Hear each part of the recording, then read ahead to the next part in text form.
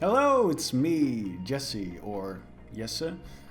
I've conjured up a new way to play Warhammer 40k. It's called GrimD10. And if you want a quick introduction to it, you can watch my other video. About it. I created GrimD10 because I really liked the old rules that we used to have in 4th, 5th, 6th edition Warhammer 40k, and I brought that back, combining it with the rules that we have now in 8th and 9th edition, and then also adding in something of my own to make the game more dynamic but still keeping it lore friendly.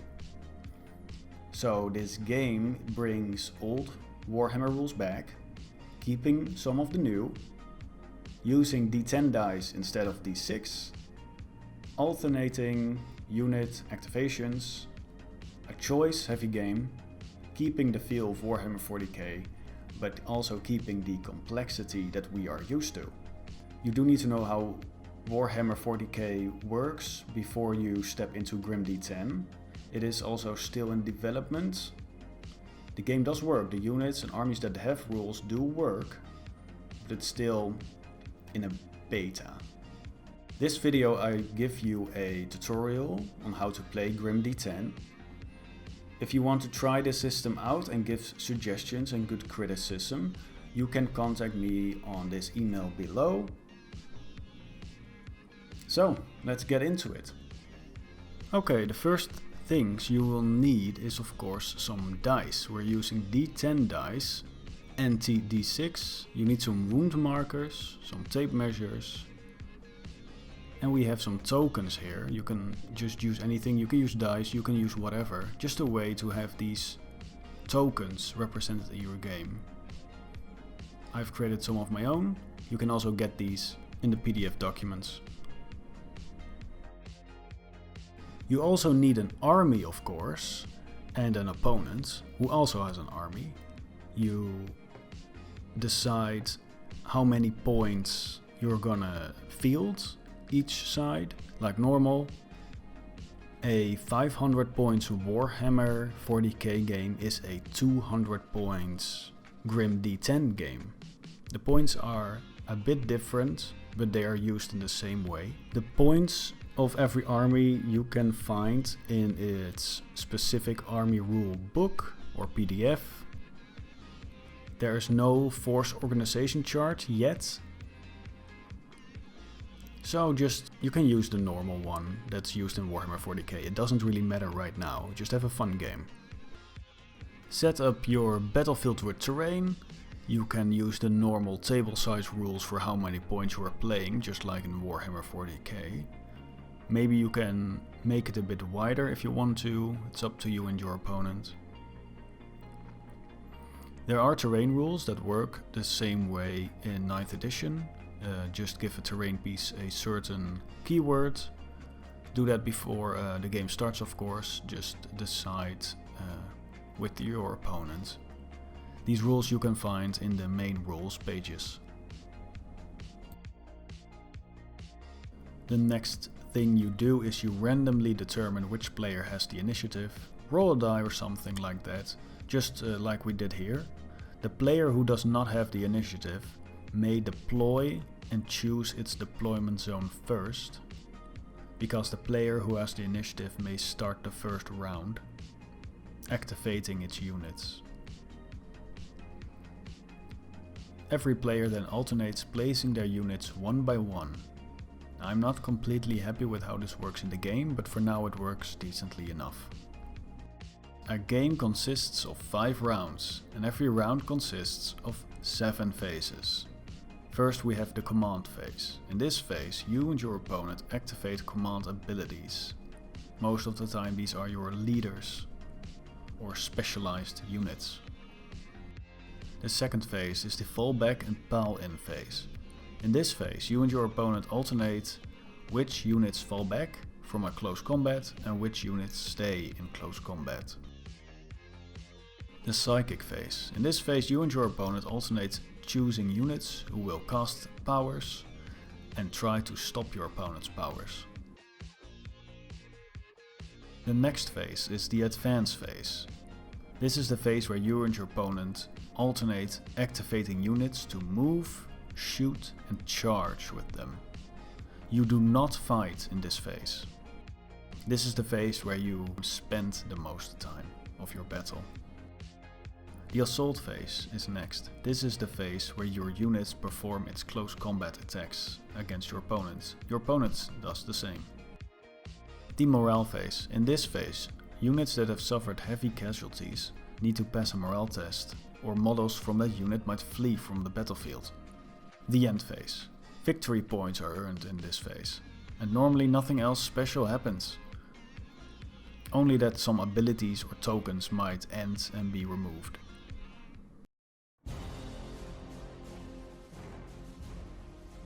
Both players have deployed their armies and are ready to start the game. We start in the command phase, and the player who has the initiative starts using the command abilities of its units.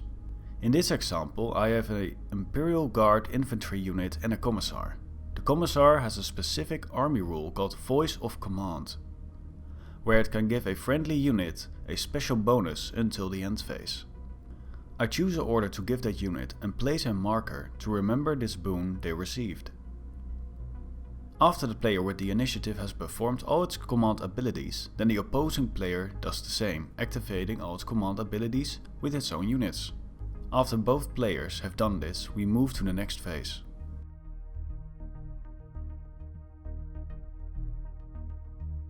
The fallback and pile-in phase. In this example, we have a situation with a small group of guardsmen and a Kroot squad. They are locked in close combat and the Tau player has the initiative this round. In this phase, both players alternate making a decision with their units that are locked in close combat.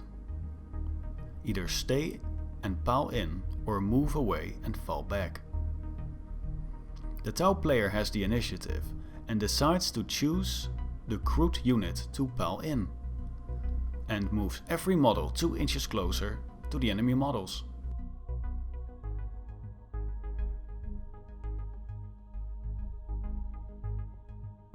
After that has been done, the Imperial Guard player chooses this guardsman group to fall back, and moves all models equal to or below the model's speed and at least 1 inch away from enemy units.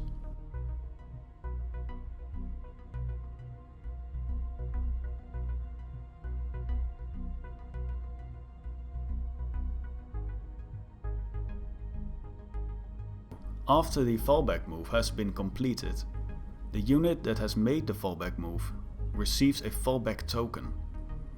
A unit with a fallback token cannot perform actions in the next advance phase. It can, however, still perform reactions. After all units in close combat have either performed a fallback or pile-in move, go to the next phase. The Psychic phase. In this phase, players alternate choosing Psyker units to cast psychic powers. A opposing Psyker may try to deny the casting of this power. Every Psyker knows the Smite power. Here we have an example of an Imperial Guard Astropath Psyker casting Smite against this enemy Kroot unit. To cast a psychic power, roll 3d10 and look at the surge value of the psychic power. The surge value of Smite is 4. To have a successful cast of this power, 2 of the 3d10 have to be a 4 or higher. Every roll of a 4+ is a success, and you need to have 2 or more successes. With this roll I have a 1, 6 and a 10. I have rolled 1 fail and 2 successes, and so the power is successfully cast. Smite tells me that with a successful cast I deal 2 lethal wounds to the enemy unit. So now 2 Kroot are slain and removed from the targeted unit. But let's just say I've rolled 2 6s and a 10. This makes it 3 successes, and that means this is a major success. Smite tells me that with a major success it deals 3 lethal wounds instead of 2. So now 3 Kroot would be slain instead of 2.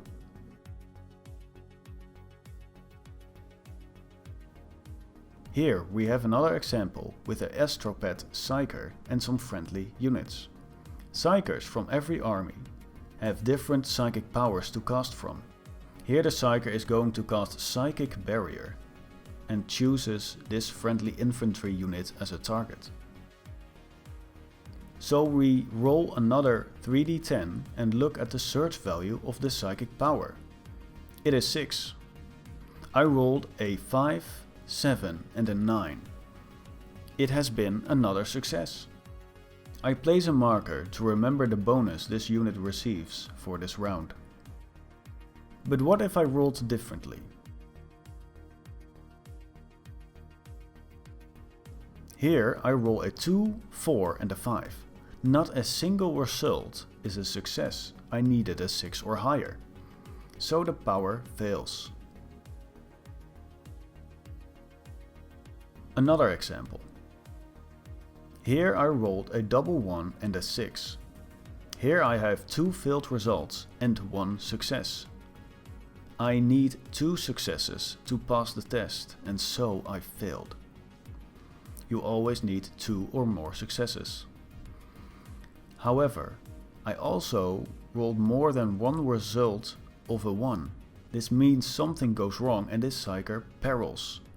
And I need to roll on the perils table and see what happens to him.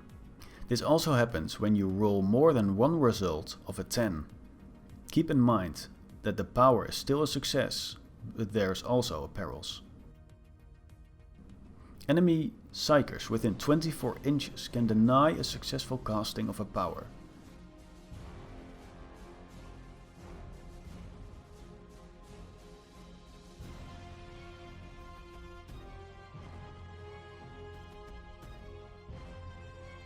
Count the highest 2 rolls of the successfully cast power, and then the enemy Psyker rolls 3d10 and counts the 2 highest results.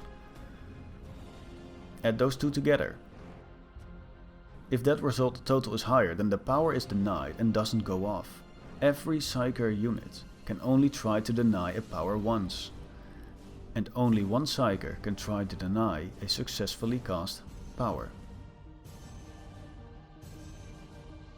The advance phase. The biggest, most important phase of the game, where you command your units to perform actions. At the start of the advance phase, give every unit on the battlefield and in reserves a activation token. The player with the initiative chooses one unit to activate, remove the token from the unit and it may perform an action. Then the opponent does the same, and both players alternate activating units this way. There are multiple actions to choose from. Some factions add new actions for units to perform. But every faction has access to these common actions: advance, run, steady, close range fire, pass. The advance action. The most common action. With this action your activated unit moves, shoots and then charges in that order. Here we have an example of an infantry unit and a fire team. Each one of them has an activation token, and the Imperial Guard player activates the infantry unit to perform the advance action. To move a unit, look at its speed score. That's how many inches it may move. In this situation, the unit stands stationary, and so not a single model moves from the unit. For a unit to shoot, it uses its ranged attack score, also known as RA, and needs to roll equal to or higher than that number with all its ranged attacks to score a hit. In this example, the infantry unit shoots with 8 las guns, 1 grenade launcher and 1 las pistol. Check the range of every weapon to see if it's within range. The range between the two units is 13 to 14 inches away. The las pistol is not within range and so cannot shoot at this target. But the las guns and grenade launcher are within range. The las guns each give a single attack, so I roll 8d10 dice. My RA score is 6+, and I rolled a 10, 10, 6, 8, 1, 2, 7, 7. Only 2 attacks failed, the rest are hits.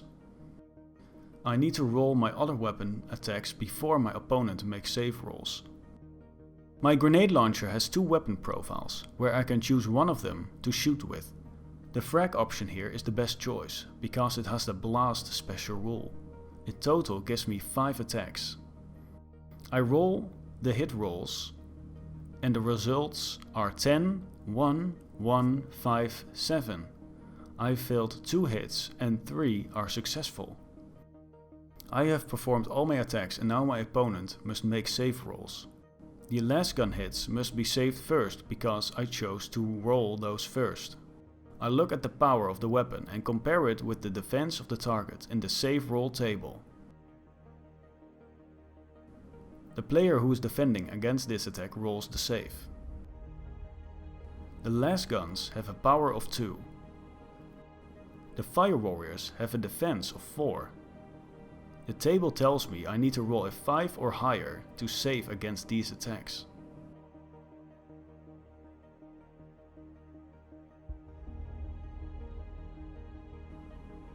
I roll a 3, 1, 8, 8, 6, 5. I failed 2 of the saves. 2 of my fire warriors die.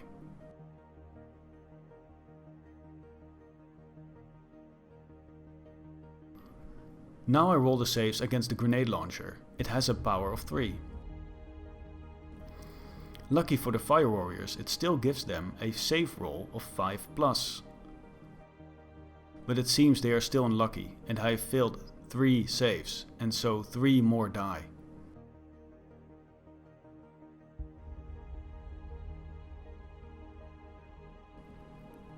The activation ends, because the infantry unit cannot perform a charge.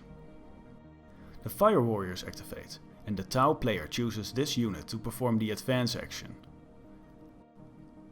The unit moves 6 inches.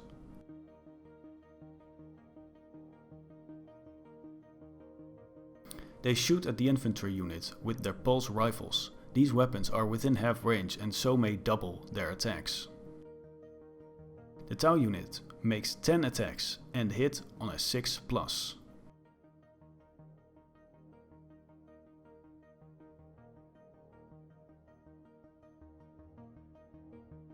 The fire warriors score 5 hits. Now the infantry squad needs to roll save rolls against a power of 6 with their defense of 3. The table shows they have a save roll of 8+.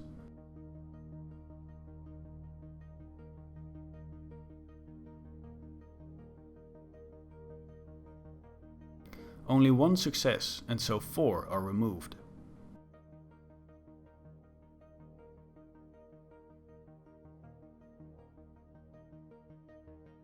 Because of the rapid fire rules, this Tau unit cannot perform a charge because they doubled their attacks.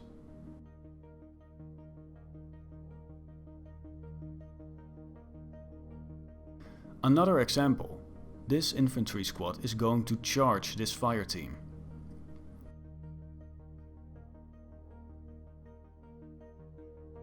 This fire team still has its activation token, and so it can perform a reaction to this charge. As it already may seem obvious, a reaction can be used against an action of an enemy.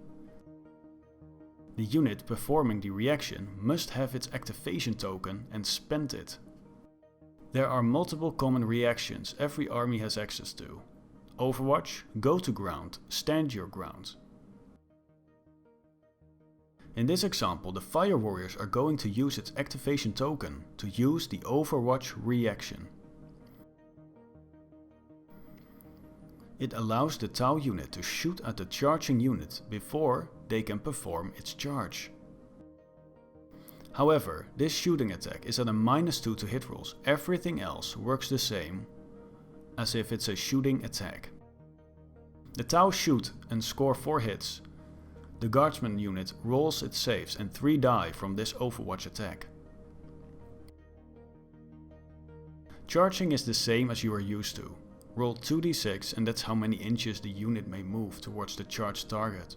The unit still has to end within half an inch of a target, otherwise the charge fails, just like in Warhammer 40k.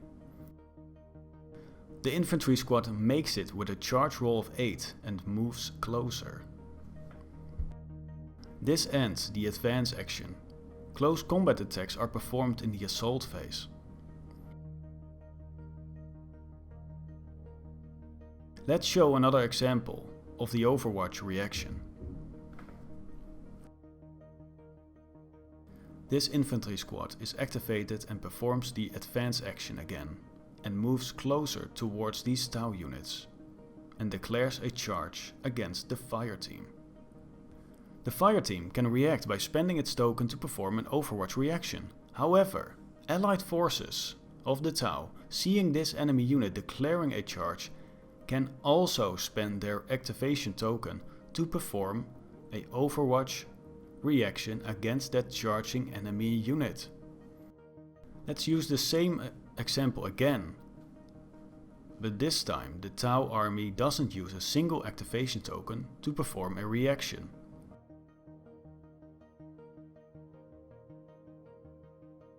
So not a single enemy unit reacts, and the charge is rolled and succeeds with a roll of 7. The infantry squad charges, and because the Tau unit is successfully charged, it loses its activation token. I gave you an insight to actions and reactions in the advance phase. There are more things to it, but these are the basics. You can read the PDF to see all the possibilities. The assault phase, the phase where your units fight in close combat. The assault phase is divided in 3 attack sequences. First, all units with first strike attack first at the same time. Then all units that don't have first strike or last strike, called neutral strike, attack second at the same time. Then all units with last strike attack last at the same time. In the situation on screen you see that we have 2 groups locked in close combat with each other. One 10-man unit infantry squad and one 10-man unit of fire warriors. Before we make attack rolls, the player with the initiative may perform a pile-in move with its unit that are locked in close combat. Then the opponent does the same.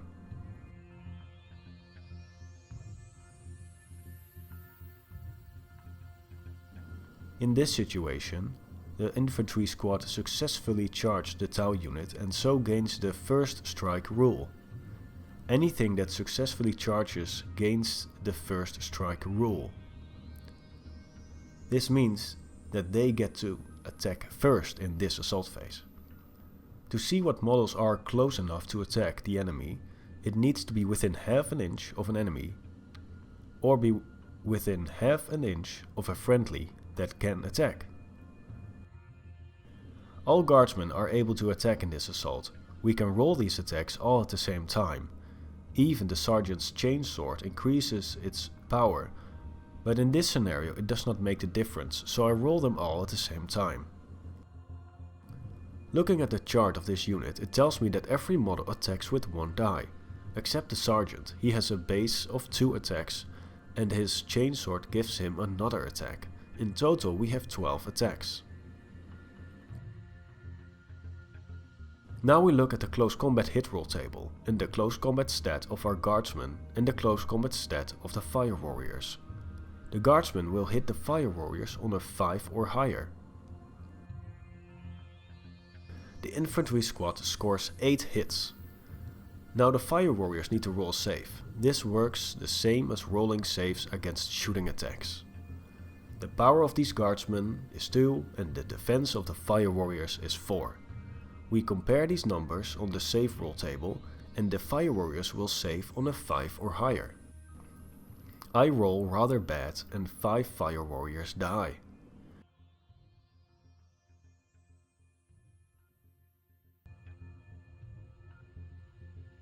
All units with first strike have attacked, and now all the units with neutral strike attack.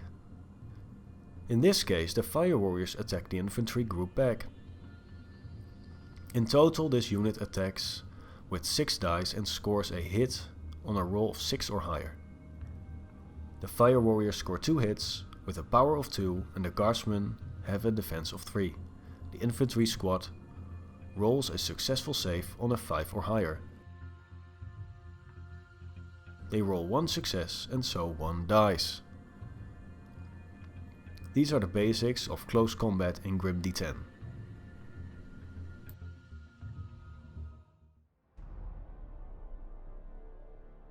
The morale phase. If your units suffered casualties in this round, then they might flee from the battlefield in this phase.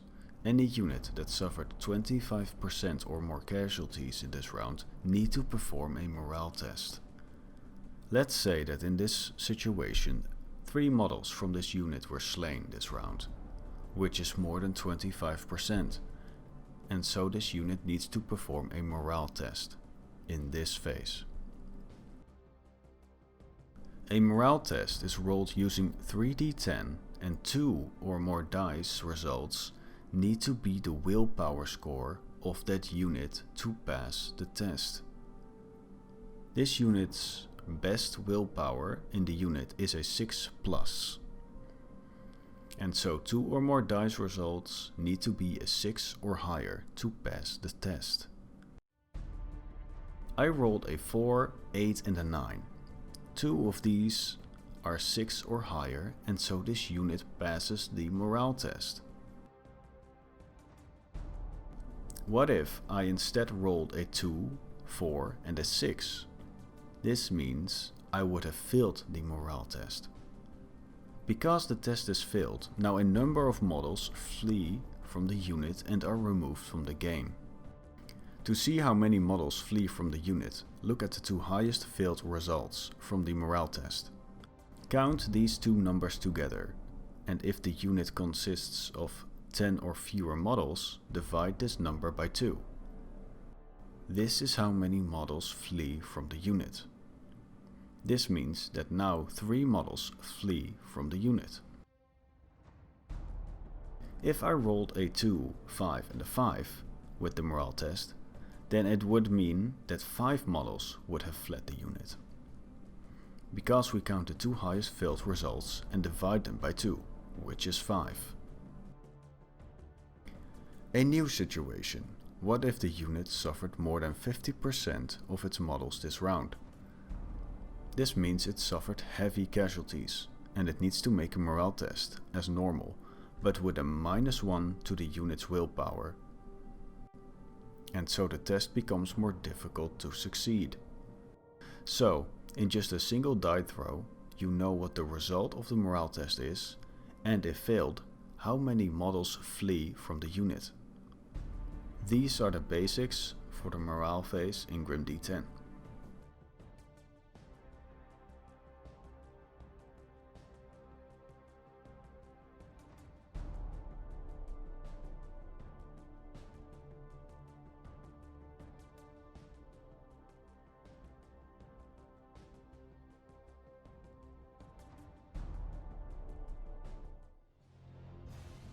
The end phase. In this phase, you and your opponent score victory points.